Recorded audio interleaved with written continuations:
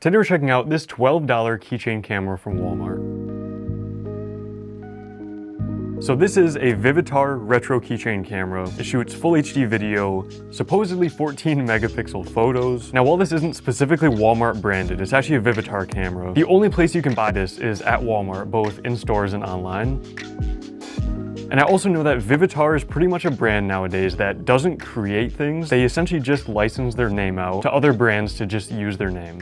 So if we flip this around, you can see right in the back, there's this Vivitar logo, and then right below it, it says 2025 Sakar International. So I went ahead and looked them up, and directly on their website, it says, we manufacture products under many different brands. So they are essentially a manufacturer that creates products and then licenses them under different brand names, essentially. Now, the reason I bring all that up is because I'm pretty certain they are blatantly lying about the 14 megapixel resolution on this. I'm pretty sure this is a 2 megapixel or maybe even lower resolution sensor in this camera. Now, obviously that's really up to you if that's something you're even concerned about at all or really care about. But I just personally hate when companies blatantly lie about specs and about details about cameras like these. It happens so often nowadays that they literally will just put fake specs and just write fake things on the listings, on the package and everything like that, specifically for the purpose of misleading people that just don't know any better. So here's my plan. I'm gonna check this thing out, take a look at the photo and video quality out of this, and then I'm gonna disassemble this. I'm gonna take a look at the sensor up close and try to prove my point that they are just blatantly lying about the 14 megapixel resolution. So let's get this thing out of the package and check it out.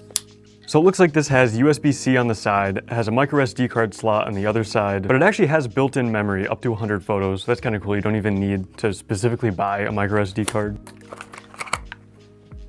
Okay, there's everything out of the box. It actually does come with a USB-C cable, comes with a little keychain as well, and then obviously an instruction manual. Now there's also no Vivitar logo on this camera besides the sticker on the bottom, and I would also bet there's no mention of Vivitar in this user manual at all, but let's find out. Obviously nothing up front, it just says mini camera, photo and video, instruction manual. Okay, actually there is. So right here it says Vivitar/Sakar US, Sakar International. And then right here it also does show photo resolution, 14 megapixel, 12 megapixel, 10, 8, 5, 3, 2, 1. So we'll see if it allows you to actually change the resolution in the camera or not. So at this point, I've reviewed quite a few of these tiny little keychain cameras like this, which I'll link all those videos down in the description if you haven't seen my other reviews of these. And this one looks really similar to all the other ones I've tested. There's 2 buttons up top, looks like 1 button up front here. And that's pretty much all there is besides SD card slot and then USB-C port. Okay, actually this button up front isn't even a button, it's literally just this plastic nub. But the buttons up top are just the mode and power button. So I'm guessing maybe the power button is the shutter button as well. You hold it to power it on and off and you just click it to take a picture. It also doesn't look like it's powering on right now. So I'm gonna charge this thing up, take some photo and video examples so we can see what the quality looks like. And then like I mentioned, we're gonna dissect this thing, pull it apart, and most importantly, we're gonna find out what the true resolution of this sensor is. So I'm gonna go do that and then I'll get back to you.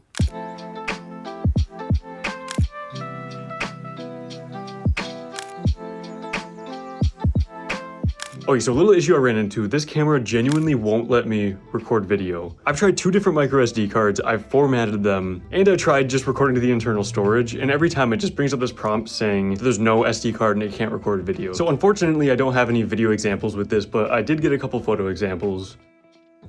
All right, this is crazy. So from the beginning, I was 100% sure there's no way this was a 14 megapixel camera like they said on the package. So I just went through every single photo resolution and took a photo with this just to compare the different resolutions and see what they look like. Because in the menu, you can actually go through a list and choose any resolution you want, all the way up to 14 megapixels. And I kid you not, when I imported the photos, every single photo, no matter which resolution I chose, was 0.3 megapixels.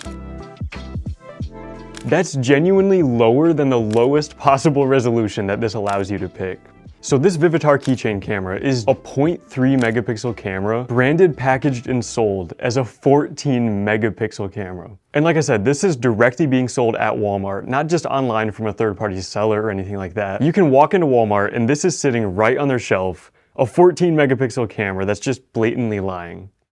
I just don't understand how there aren't more checks and balances in place by huge retailers like these. You know, I've been saying for more than a year now how misleading Amazon has been getting with this and just allowing all these products to be sold that are just completely blatantly lying about their specs, what's included and everything like that. But to see that happening now at Walmart not just online from a third party, like I said. This is being sold on the shelves at Walmart, completely, blatantly, 100% lying. Now, I get that in this specific scenario, I may be overreacting a little bit. It's just a $12 keychain camera. But is this just where it starts? Just with these cameras that nobody really looks into that much, nobody really cares that much, but then they're just gonna slowly push it into more and more products and just get away with it, essentially? It's just crazy to me. But like I said, I want to actually pull this thing apart and just look at what's inside of this and hopefully find the exact sensor being used so we can see when it was released, see what the true full resolution of it is, and maybe learn a thing or two about these little tiny cameras in the process. So let's go ahead and pull this thing apart and see what's inside.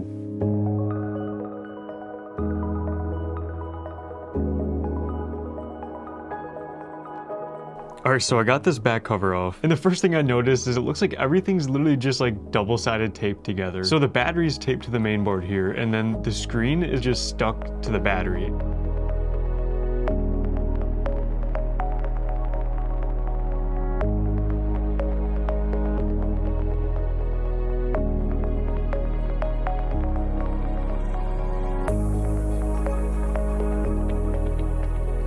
Look at that, still working just fine. Let's flip this thing around and see the sensor. There it is right there, the tiniest little sensor and lens module.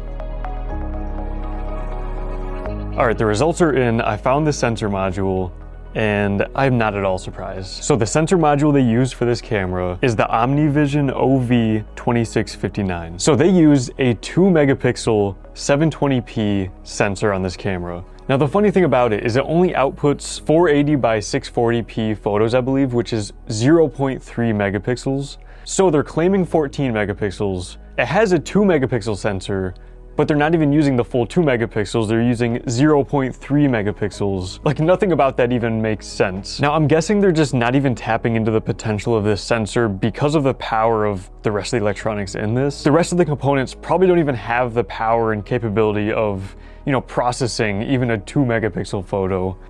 So whether or not this even matters to you, they are 100% lying about the specs on this camera. It really just rubs me the wrong way seeing companies just blatantly lie about specs like this and seeing innocent people fall for it that just don't know any better and generally just trust what's being said, specifically on the packaging of a device. Either way, that's it for me. Thank you so much for watching, and I'll see you in the next one.